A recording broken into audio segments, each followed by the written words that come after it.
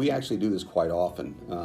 I would say probably the largest number of samples that we alert people to are bones, and that's because we see ratios that aren't typical, whether it be the carbon-nitrogen ratio, percent nitrogen, percent carbon, C13 ratio, or so forth, or the sample just pre-treated very poorly.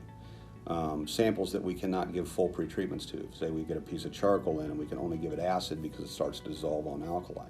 So we would alert the client to that. We don't necessarily tell them they shouldn't date it, but we advise them to the fact that, look, this is what we've observed, this is what is typical, therefore your sample is not behaving typically, and since we couldn't give it alkali, if it's found in a humic-rich environment, a very wet environment, things like that, then here's the things that could possibly affect the date. Probably it's going to be too young if it's not accurate. Bones and things are a little bit more tough to deal with because you can get ratios that aren't normal, but that just means that the collagen's been degraded. It doesn't mean it's been contaminated or replaced. It just means that it's been lost over time. So, you know, if we find coal, for example, we would tell the client, this looks like coal or asphaltum. We don't recommend you date it because if you do, you're probably going to get an age that's, you know, infinitely old or way too old.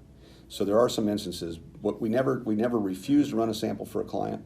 It's always their final decision, but we try to give them as much information as possible so they can make an intelligent decision.